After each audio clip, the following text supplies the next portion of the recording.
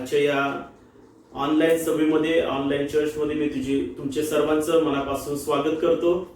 आणि मागील आठवडाभर देवाने आपल्याला सांभाळलं आणि पुन्हा एकदा आपण या रविवारच्या दिवशी, शब्दात दिवशी आपण परमेश्वराच्या चरणापाशी एकत्रित आलो असताना आपण आजच्या या दिवसाबद्दल प्रभूला धन्यवाद देऊ, परमेश्वराचं गौरव करूयात, आपण देवाचा सन्मान करूयात, कारण प्रभू हा खूप चांगला आहे. आणि सुरुवातीची प्रार्थना करून आपण नंतर एक गीत गाणार आहोत आणि देवाच्या आराधना करून आपण प्रभूची स्तुती करूया. धन्यवाद येशू, थँक्यू जीसस. आपण सर्वांनी आपले डोळे बंद करू आणि प्रार्थना करूया. पित्या परमेश्वर बाप्पा, मी मनापासून तुझी स्तुती करतो, तुझे आभार मानतो. तू सर्वशक्तिमान, सर्वसमर्थ देव आहेस. तू राजांचा राजा आणि प्रभूंचा प्रभू आहेस. परमेश्वरा, या भूतलावरती आतापर्यंत तू आम्हाला सुरक्षित ठेवलंस. प्रभू, आजूबाजूला आमच्या प्रभू भीतीचं वातावरण आहे, हर एक तऱ्हेचे विचार आहे, टेन्शन आहे, ताणतणाव आहे. या प्रत्येक परिस्थितीमध्ये प्रभूजी तू आमचा मार्गदर्शक झालास, आम्हाला तुझ्या वचनाच्या द्वारे आतापर्यंत धीर देत आलास. म्हणून परमेश्वरा तुझी स्तुती करतो आणि तुझे आभार मानत आहे. पित्या, आजच्या या ऑनलाईन भक्तीला, प्रार्थनेला आम्ही सुरुवात करीत असताना प्रभूजी आज ह्या ऑनलाईन माध्यमातून जोडले गेलेले आहेत त्या सर्वांना तू आशीर्वादित कर प्रभूजी. आणि प्रभू परमेश्वर बाप्पा, जिवंत देवा, तुझी योजना त्यांच्या जीवनामध्ये तू पूर्ण कर. सर्व गौरव आम्ही तुला देत आहे. प्रार्थना येशूच्या द्वारे केली म्हणून ऐक. आमेन. आमेन. प्रभूच्या स्तुतीसाठी आपण एक गीत गाऊया. सेनाओं का यहोवा हमारे संग संग है, याकूब का परमेश्वर हमारा ऊंचा गढ़ है. प्रेरणा, आपल्याला घाबरण्याची गरज नाहीये. परिस्थिती कशी असो, बिकट असेल, पण प्रभू आमच्या सोबत आहे. ज्या परमेश्वराने आकाश आणि पृथ्वी निर्माण केली तो परमेश्वर आमच्या सोबत आहे. तो आपल्याला कधी सोडत नाही. पण हे गीत सर्वांनी मिळून गाऊया. सेनाओं का यहोवा हमारे संग संग है, याकूब का परमेश्वर हमारा ऊंचा गढ़ है. सेनाओं का यहोवा हमारे संग संग है, याकूब का परमेश्वर हमारा ऊंचा गढ़ है. जिसने आकाश बनाया, जिसने पृथ्वी बनाई, ओ जिसने आकाश बनाया, जिसने पृथ्वी बनाई, जो सर्वशक्तिमान प्रभु है, वो यहोवा हमारे संग संग है. जो सर्वशक्तिमान प्रभु है, वो यहोवा हमारे संग संग है. सेनाओं का यहोवा हमारे संग संग है, याकूब का परमेश्वर हमारा ऊंचा गढ़ है. सेनाओं का यहोवा हमारे संग संग है, याकूब का परमेश्वर हमारा ऊंचा गढ़ है. सागर को जिसने दुभांगा, जंगल में से मार्ग निकाला, सागर को जिसने दुभांगा, जंगल में से मार्ग निकाला. जो वायदे को करता है पूरा, वो यहोवा हमारे संग संग है. जो वायदे को करता है पूरा, वो यहोवा हमारे संग संग है. सेनाओं का यहोवा हमारे संग संग है, याकूब का परमेश्वर हमारा ऊंचा गढ़ है.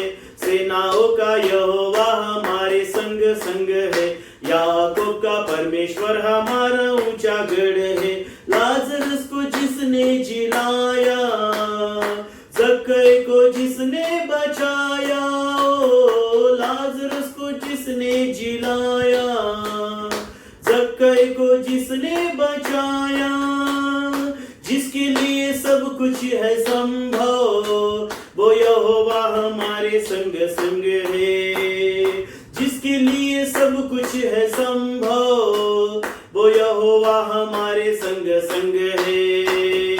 सेनाओं का यहोवा हमारे संग संग है, याकूब का परमेश्वर हमारा ऊंचा गढ़ है. सेनाओं का यहोवा हमारे संग संग है, याकूब का परमेश्वर हमारा ऊंचा गढ़ है. सेनाओं का यहोवा हमारे संग संग है, याकूब का परमेश्वर हमारा ऊंचा गढ़ है. करणार. प्रभूला धन्यवाद असो. यावेळेला आपण प्रार्थना करणार आहोत, मध्यस्थीची प्रार्थना. आणि या मध्यस्थीच्या प्रार्थनेमध्ये आपण काल आपण आपल्या देशाचा स्वातंत्र्य दिन आपण साजरा केला आणि आज आपण आपल्या देशासाठी आपण प्रार्थना करणार आहोत.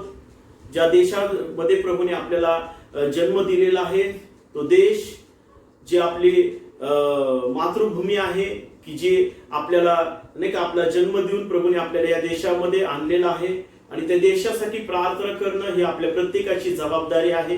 म्हणून यावेळेला आपण प्रार्थना करणार आहोत. आपल्या देशासाठी पंतप्रधान आहेत, मुख्यमंत्री आहेत आणि जे वरिष्ठ अधिकारी आहेत, यांच्यासाठी आपण प्रार्थना करणार आहे. जे आपल्या देशाचे जे सैनिक आहेत त्यांच्यासाठी आपण प्रार्थना करू, त्यांच्या परिवारासाठी प्रार्थना करू की देवानी त्यांच्या परिवारांना आणि त्यांना सांभाळावं. त्याचप्रमाणे आपण प्रार्थना करणार आहे की आपल्या प्रत्येक मंडळांसाठी, आपल्या ज्या शाखा चर्च आहेत त्या शाखा चर्चसाठी आपण प्रार्थना करणार आहे.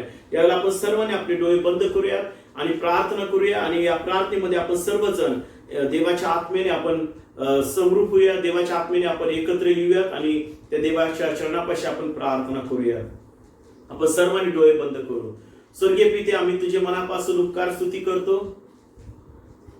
तू सर्व शक्तिमान, सर्व समर्थ देव आहेस प्रभू. आजपर्यंत आमच्या प्रत्येक प्रार्थनेचं तू उत्तर दिलेलं आहेस आणि इथून पुढेही प्रभू तू प्रार्थनेचं उत्तर देत राहणार आहे.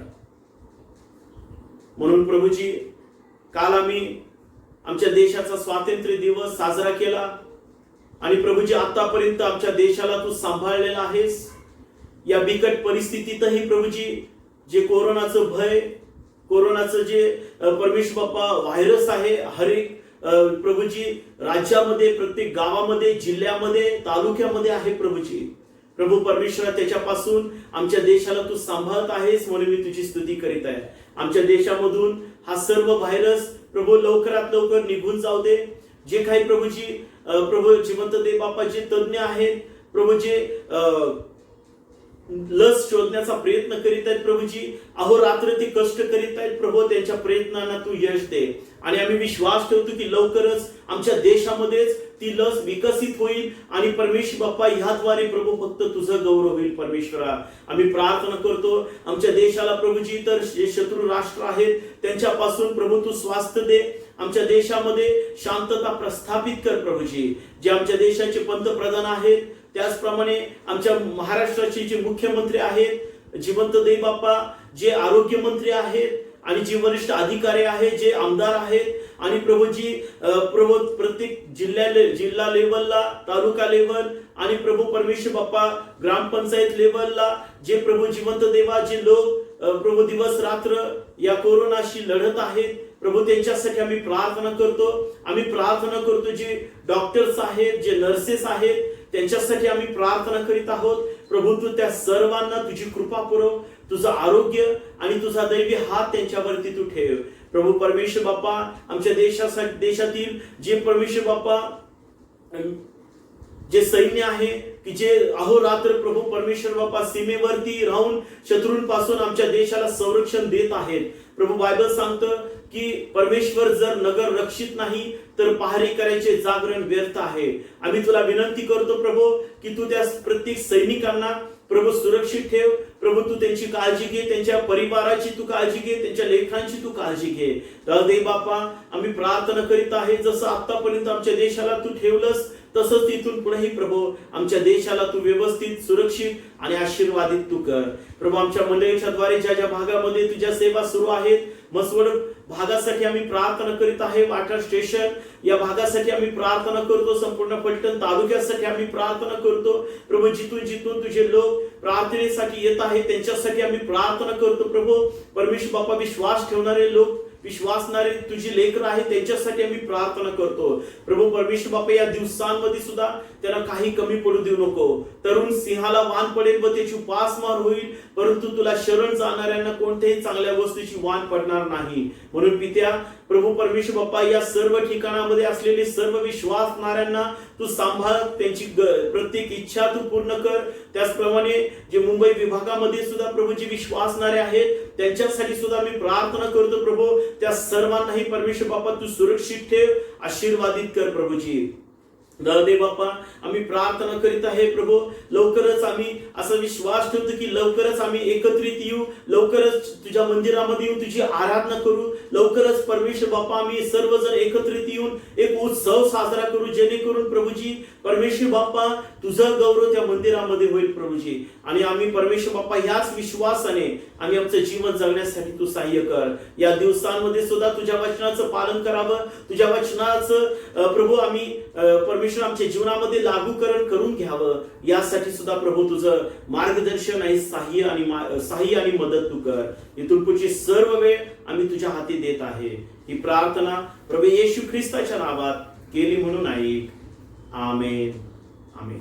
यावेळेला आपण अर्पण घेणार आहोत आणि मागच्या रविवारपासून आपण अर्पण घेण्यासाठी सुरुवात केलेली आहे.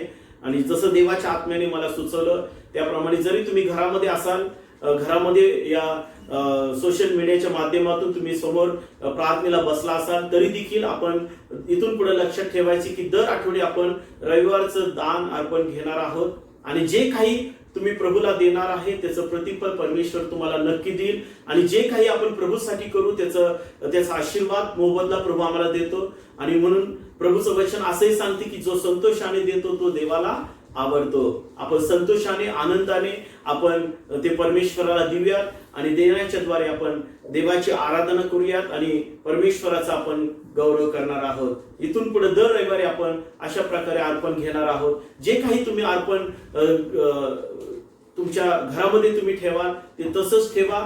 आणि तुम्हाला जर शक्य असेल तर ऑनलाईन तुम्ही पेमेंट करू शकता किंवा पर्सनली तुम्ही मला भेटून ते अर्पण तुम्ही मला देऊ शकता आणि देवाच्या सेवेमध्ये तुम्ही सहभागी होऊ शकता. यावेळेला आपण जे प्रभूसाठी आणलेलं आहे ते आपण परमेश्वराला देऊन प्रभूची आराधना करूया.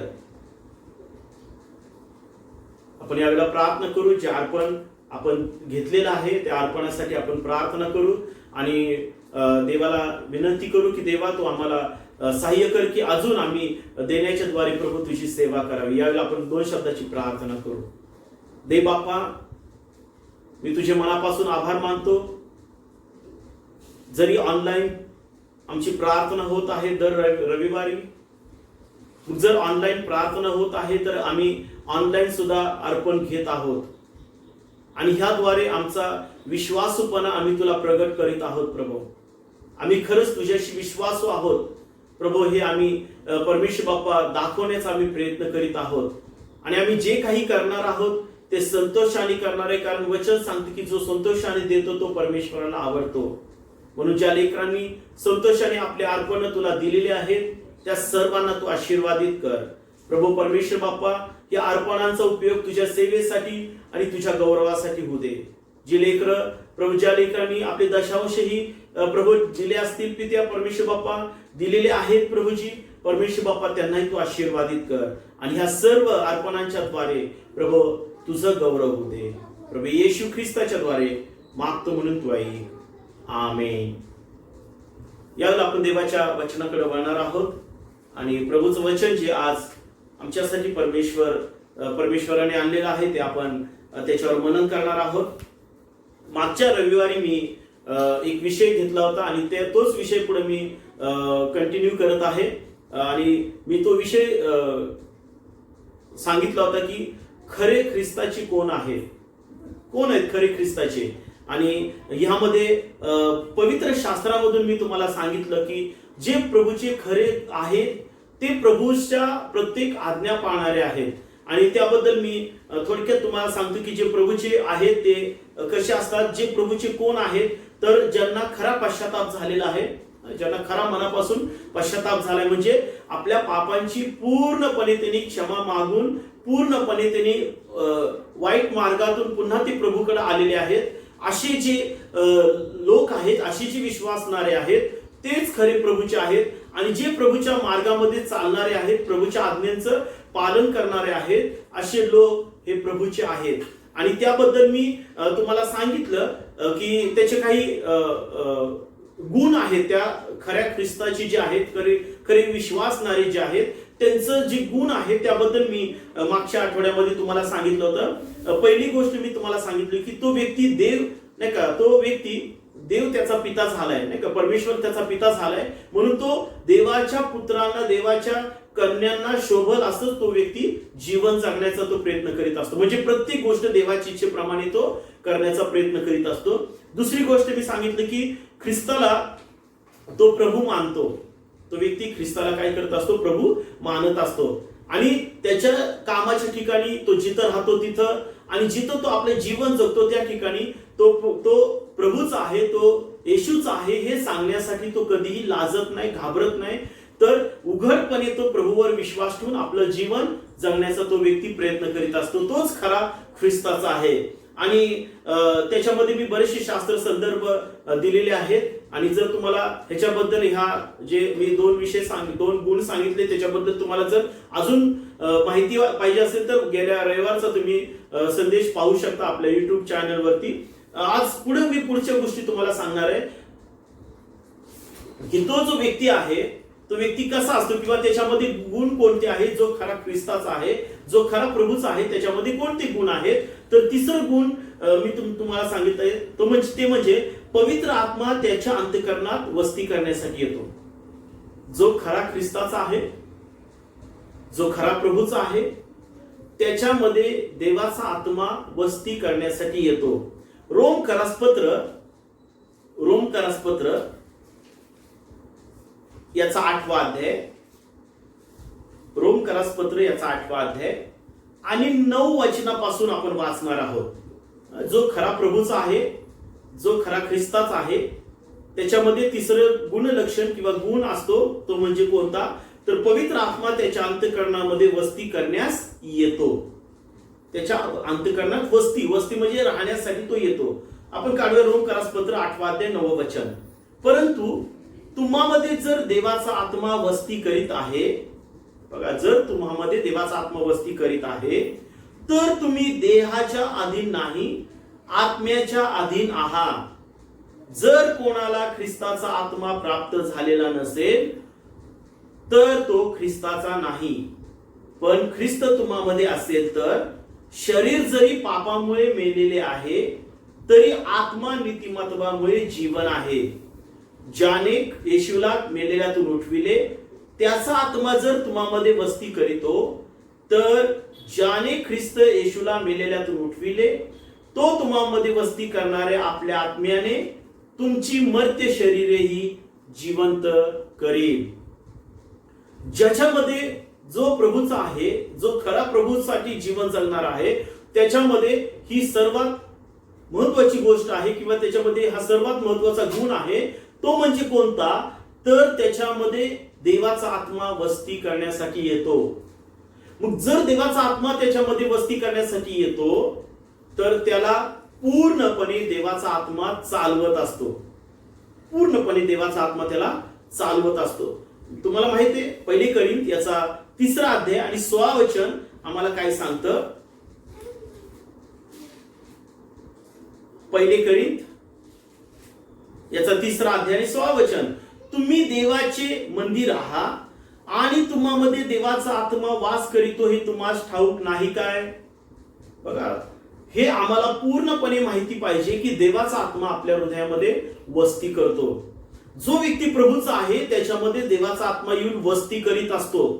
कशासाठी, तर देवाच्या इच्छेप्रमाणे जीवन जगण्यासाठी, देवाच्या इच्छेप्रमाणे त्याला चालवण्यासाठी, देवाच्या इच्छेप्रमाणे स्वतःचं जीवन जगण्यासाठी किंवा देवाला आवडणाऱ्या गोष्टी करण्यासाठी त्या व्यक्तीच्या हृदयामध्ये देवाचा आत्मा येऊन वस्ती करीत असतो. म्हणून जो प्रभूचा खरा आहे, ह्या प्रभूच्या खऱ्या व्यक्तीच्या जीवनामध्ये देवाचा आत्मा येऊन वस्ती करीत असतो. देवाचा आत्मा येऊन वस्ती करीत असतो. म्हणून लक्षात ठेवा, ही जी वचन आज तुमच्या समोर येत आहेत, ते वचन ऐकत असताना स्वतःच्या मनाचं परीक्षण करा की खरंच आपल्याला देवाचा आत्मा चालवित आहे काय. गलतीकरासपत्र याचा 5वा अध्याय 16 आणि 17 वचन. गलतीकरासपत्र 5वा अध्याय 16 आणि 17 वचन. मी तर म्हणतो, आत्म्याच्या प्रेरणेने चाला, म्हणजे तुम्ही देह वासना पूर्ण करणारच नाही. कारण देह वासना आत्म्या विरुद्ध आहे व आत्मा देह वासने विरुद्ध आहे. ही परस्पर विरुद्ध आहे, यासाठी की जे काही तुम्ही इच्छिता ते तुमच्या हातून घडू नये.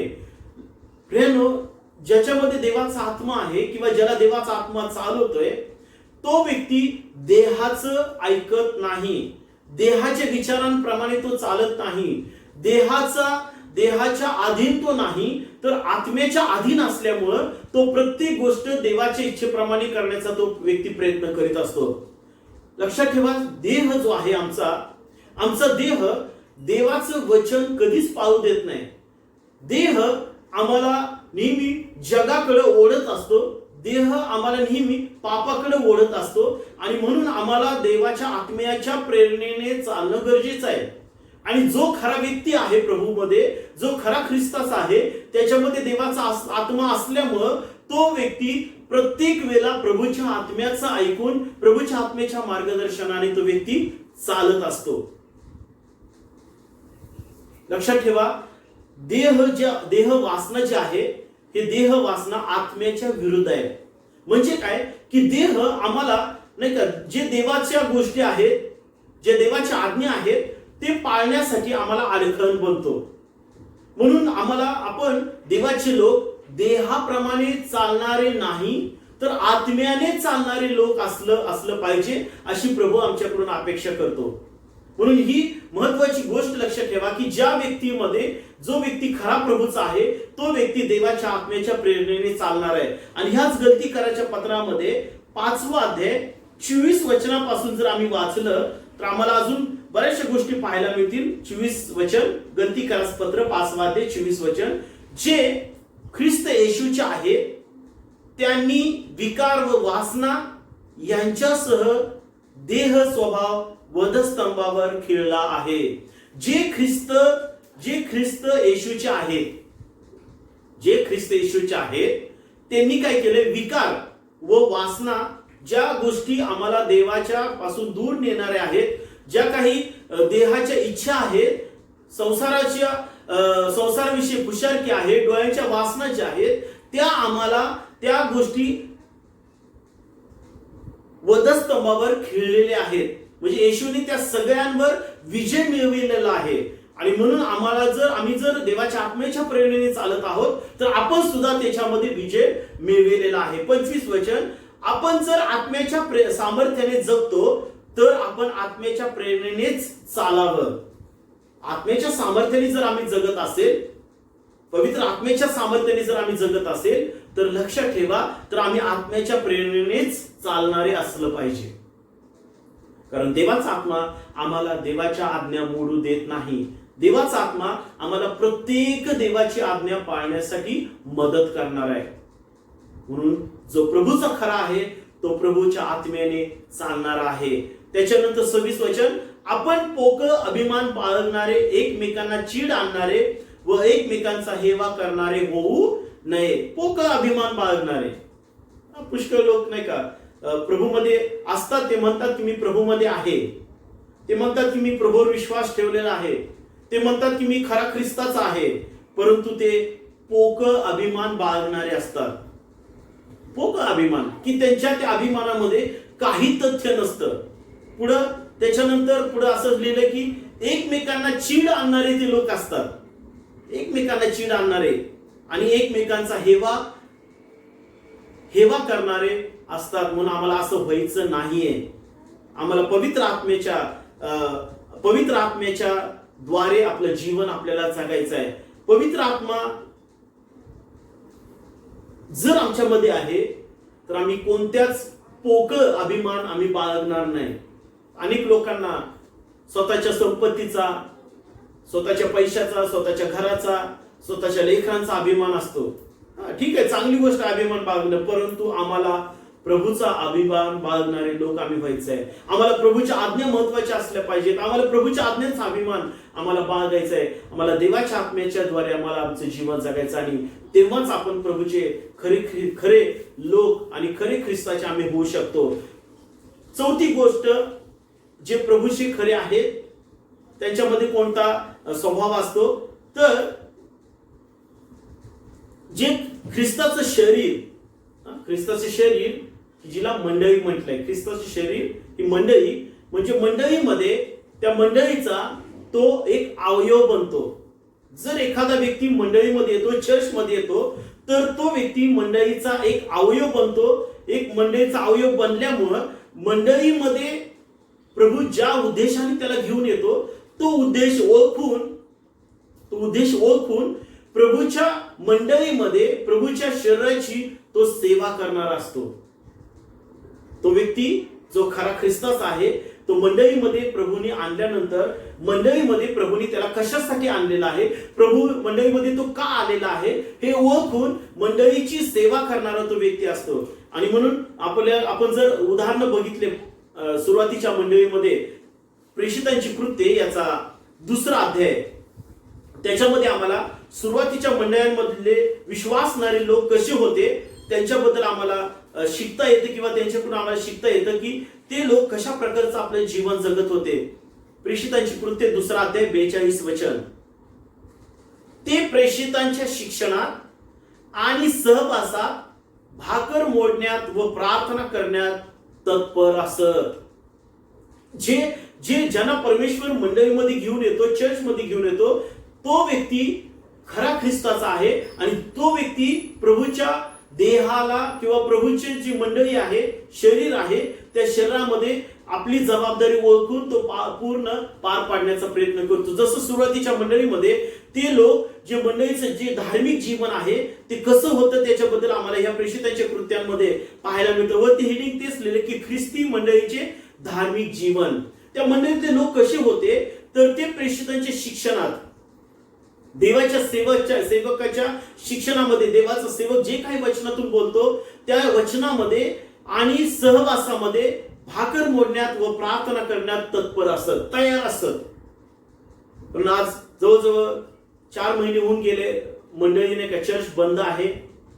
आणि मी तुम्हाला नेहमी सांगतोय की चर्च बंद आहे, पण आज्ञा बंद नाही, पवित्र शास्त्र बंद नाही, प्रार्थना बंद नाही. पण ज्या मंडळीमध्ये आपण आज्ञा पाळत होतो त्या आज्ञा आम्ही आता सुद्धा पाळू शकतो, या परिस्थितीतही पाळू शकतो.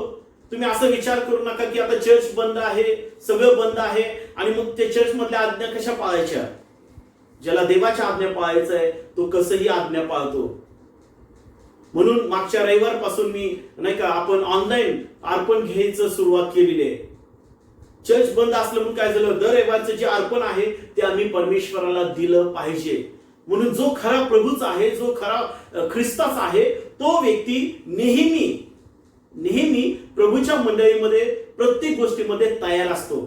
तो मागं पुढे बघत नाही देवाच्या आज्ञा पाळण्यासाठी. मग त्याच्यासाठी परिस्थिती कशी पण असू द्या, त्या परिस्थितीमध्ये तो देवाचं वचन पाळत असतो. आणि मी मागच्या काही आठवड्यांपूर्वी योहानाचे पहिले पत्र ह्याच्यामध्ये मी तुमच्या संगती बोललो होतो, गायसच्या जीवनातून. योहानाने स्पेशल वैयक्तिक गायससाठी पत्र लिहिलं.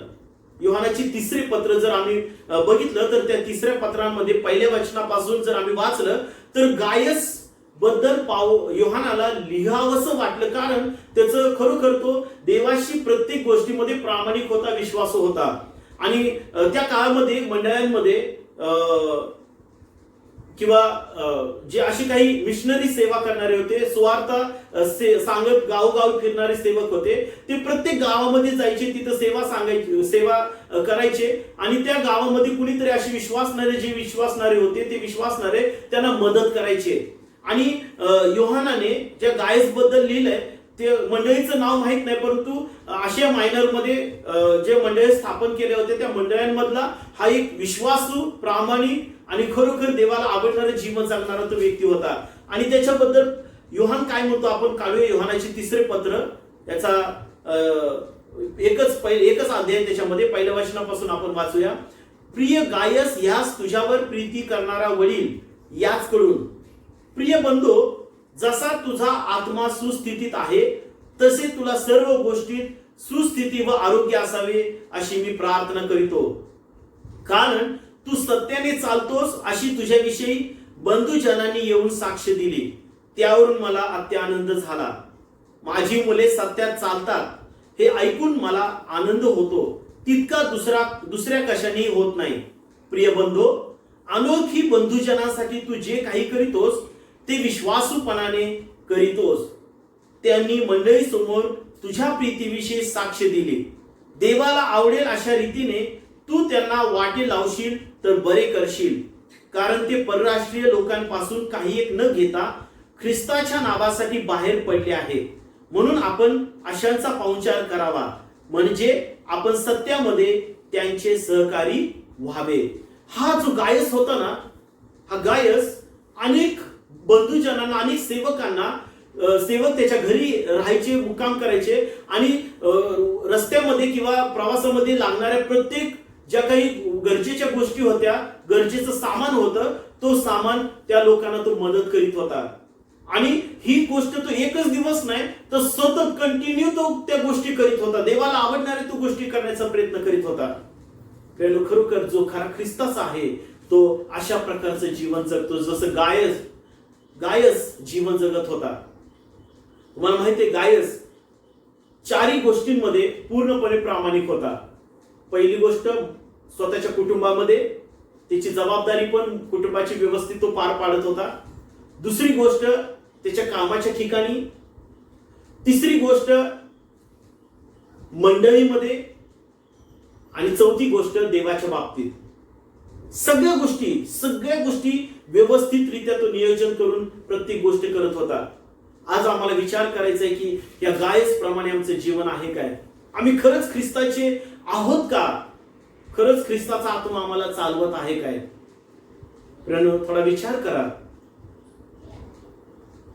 देवाच्या सेवकांना मदत करणारा हा व्यक्ती होता. मंडळीमध्ये देवाच्या सेवेला हातभार लावणारा तो व्यक्ती होता. मंडळीमध्ये देवाच्या प्रत्येक आज्ञांचं पालन करणारा तो व्यक्ती होता. आणि म्हणून त्याचं जीवन आशीर्वादित जीवन झालं होतं. आणि म्हणून योहानाला वाटलं की त्याच्याबद्दल वैयक्तिक पर्सनली पत्र लिहून पाठवावं. आणि त्या मंडळीमध्ये या गायसला पत्र योहानाने लिहून पाठवलं. किती छान, किती उत्तम उदाहरण आहे, किती आदर्श असं उदाहरण आहे आमच्या समोर. आम्हाला सुद्धा प्रभूचे खरे लोक म्हणून या जगामध्ये आपलं जीवन जगायचं आहे. पुढचं जर आम्ही पाहिलं नाही का, की जो पाचवी गोष्ट, की जो खरा ख्रिस्ताचा आहे तो कसा असतो, तर तो व्यक्ती नेहमी पवित्र शास्त्राचं अध्ययन करणार असतो, अभ्यास करणार असतो. जो खरा ख्रिस्ताचा आहे, जो खरा प्रभूचा आहे, तो नेहमी प्रभूच्या वचनाचं पालन करणार आहे. आपण त्यासाठी याकोबाचे पत्र पहिला अध्याय 23 वचनापासून तिथं एक उदाहरण दिलंय याकोबाने. आपण वाचूया 23 वचनापासून.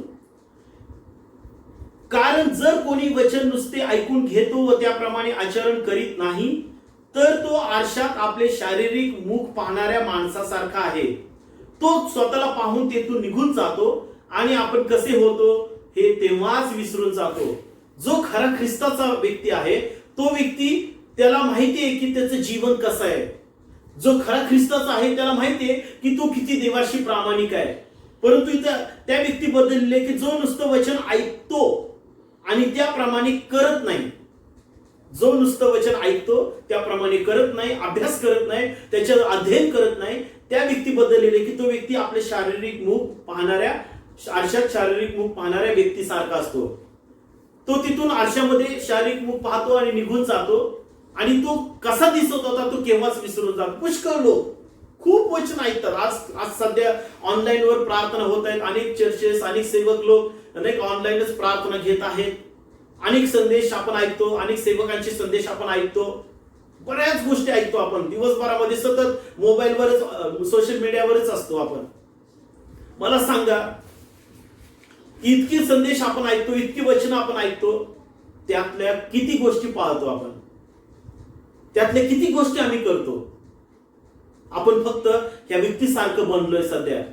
प्रियांनो, आपलं शारीरिक मुख आरशात पाहणाऱ्या व्यक्तीसारखा. आम्हाला असलं जीवन प्रभूला आवडत नाही. प्रियांनो, देवाला आमचं जीवन कसं असावं, तर 25 वचनामध्ये लिहिलंय की परंतु जो स्वतः स्वातंत्र्याच्या परिपूर्ण नियमांचे निरीक्षण करून ते तसेच करीत राहतो, तो ऐकून विसरणारा होता विसरणारा न होता कृती करणारा होतो व त्याला आपल्या कार्यात धन्यता मिळते. जर आम्ही वचन ऐकतो आणि त्याप्रमाणे करतो तर नक्कीच त्याच्यामध्ये आम्हाला धन्यता मिळते, नक्कीच आम्हाला त्याच्यामध्ये आशीर्वाद मिळतो. म्हणून जो प्रभूचा आहे, जो खरा प्रभूचा आहे, तो परमेश्वराच्या वचनाचं नेहमी पालन करीत असतो. त्यासाठी अजून एक दुसरं उदाहरण मला तुम्हाला दिवशी वाटतं. स्तोत्रसंहिता याचा पहिला अध्याय आपल्याला माहिती आहे सर्वांना. स्तोत्रसंहिता याचा पहिला अध्याय काढूया. पहिला आणि दुसरं वचन. जो पुरुष दुर्जनांच्या मसलतीने चालत नाही, पापी जनांच्या मार्गात उभा राहत नाही आणि निंदकांच्या बैठकीत बसत नाही, तर परमेश्वराच्या नियमशास्त्रात रमतो, त्याच्या नियमशास्त्राचे रात्रंदिवस मनन करीतो, तो धन्य. जो खरा प्रभूचा आहे, जे खरे ख्रिस्ताचे आहेत, ते रात्रंदिवस देवाच्या वचनाचं मनन करणारे असतात. ते इतर जे वाईट लोकांची मसलत आहे त्या मसलतीने ती कधी चालत नाहीत, वाईट लोकांच्या विचाराने ती कधी चालत नाही. तुम्हाला माहिती आहे, जे आपण गायस बद्दल वाचलं त्या मंडळीमध्ये सुद्धा एक असा व्यक्ती होता की तो व्यक्ती स्वतः पण करत नव्हता आणि दुसऱ्यांनाही करू देत नव्हता. स्वतःही तो देवाचं वचन पाळत नव्हता आणि जे करत होते त्यांना पण तो अडखण बनत होता. कारण हे जीवन प्रभूच्या लोकांमध्ये नाहीये, नसावं. आपण ते काढूया परत एकदा. 9 वचन, योहानाचे 3 पत्र, 9 वचन. मी मंडळीला थोडेसे लिहिले, परंतु तिच्यामध्ये अग्रगण्य होण्याची लालसा धरणारा दियत्रफेस हा आमचा स्वीकार करीत नाही. यामुळे मी आलो तर तो जी कृत्य करीतो त्यांची आठवण देईन. तो आम्हा विरुद्ध द्वेषबुद्धीने बाष्प बडबड करीतो, तेवढ्याने त्याचे समाधान होत नाही आणि तो जनांचा स्वीकार स्वतःही करीत नाही आणि जे त्यांचा स्वीकार करू इच्छितात त्यांनाही तो मना करतो व मंडळी बाहेर घालवून देतो. असे पण पुष्कळ लोक असतात जे स्वतः वचन वाचत नाहीत, स्वतः वचन पाळत नाहीत, वचनाचं अध्ययन करत नाही, अभ्यास करत नाही, वचन देवाच्या इच्छेप्रमाणे चालत नाहीत आणि जे करतात त्यांना पण ते करू देत नाही. जो खरा प्रभूचा आहे तो स्वतः पण करतो आणि इतरांनाही देवाचं वचन पाळण्यासाठी तो मदत करीत असतो. म्हणून ज्याला प्रभूच्या वचनामध्ये आनंद आहे, ज्याला प्रभूच्या वचनामध्ये वचन अभ्यास करायचे किंवा वचन पाळायचं ज्याला आवडतं, तोच व्यक्ती आशीर्वादित होतो प्रियानो. आणि आम्हाला खरे ख्रिस्ताचं बनण्यासाठी आम्हाला देवाच्या वचनाला महत्व दिलं पाहिजे. स्तोत्रसंहिता 112 आणि पहिलं वचन आमच्यासाठी प्रभू सांगत आहे. स्तोत्रसंहिता 112 आणि पहिलं वचन.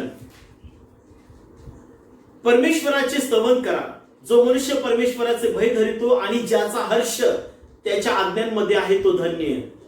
ज्याचा हर्ष, ज्याचा आनंद प्रभूच्या वचनांमध्ये आहे तो व्यक्ती धन्य आहे आणि त्याची संतती पृथ्वीवर पराक्रमी होईल. सगळ्या जनांचा वंश आशीर्वाद युक्त होईल. धनसंपदा त्याच्या घरी असते आणि त्याचं नीतिमत्व सर्व काळ टिकतं. स्तोत्रसंहिता 112 आणि 1 ते 4 वचनांमध्ये आम्हाला ते पाहायला मिळतं. आम्हाला देवाच्या वचनामध्ये आनंद वाटला पाहिजे. देवाचं वचन ऐकण्यासाठी, पाळण्यासाठी आम्हाला आनंद वाटला पाहिजे. जर आम्हाला देवाच्या वचनामध्ये आनंद नाहीये, जर देवाचं वचन आम्ही टाळत आहे, तर नीतिसूत्र याचा 28वा अध्याय आणि 9व्या वचनामध्ये देवाचं वचन स्पष्ट आम्हाला सांगतं. काय लिहिलंय? नीतिसूत्रे 28वा अध्याय आणि 9वं वचन. धर्मशास्त्र कानी पडू नये म्हणून जो आपला कान बंद करीतो त्याची प्रार्थना देखील वीट आणणारी आहे. जर आपण देवाच्या वचनाकडे दुर्लक्ष करत असेल, देवाचं वचन पाळण्यासाठी जर आपण मन कठीण करत असेल, तर आपली प्रार्थना सुद्धा देवाला वीट आणणारी आहे. आपली प्रार्थना देव नाही ऐकणार. जो खरा ख्रिस्ताचा आहे तो व्यक्ती नेहमी देवाच्या वचनाचं पालन करीत असतो, नेहमी देवाच्या इच्छेप्रमाणे तो चालण्याचा प्रयत्न करीत असतो. आणि हे 5 गुण त्या व्यक्तीमध्ये आहेत की जो खरा ख्रिस्ताचा आहे. पहिले मी सांगितलं की तो व्यक्ती देव त्याचा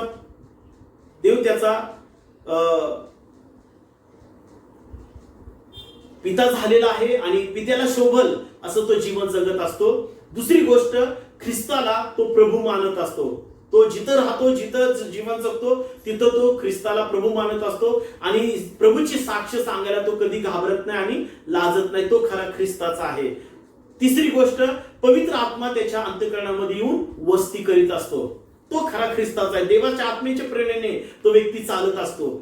चौथी गोष्ट, जे ख्रिस्ताचं शरीर, जी मंडळी आहे म्हणजे चर्च आहे, त्या चर्चमध्ये आपली जबाबदारी काय आहे, त्या जबाबदारीने तो प्रत्येक वचन पाळत असतो. प्रत्येक वचनाचं मनन तो करीत असतो. त्या मंडळीमध्ये प्रत्येक विधींचं तो पालन करीत असतो. जसं सुरुवातीच्या मंडळीमध्ये देवाचे विश्वासणारे लोक करीत होते. आणि पाचवी गोष्ट आमच्यासाठी प्रभू सांगतो की पवित्र शास्त्राचं तो अध्ययन करणारा म्हणजे अभ्यास करणारा तो व्यक्ती असतो. त्याला देवाच्या वचनामध्ये आनंद असतो. त्याला देवाचं वचन पाळण्याची आवड असते.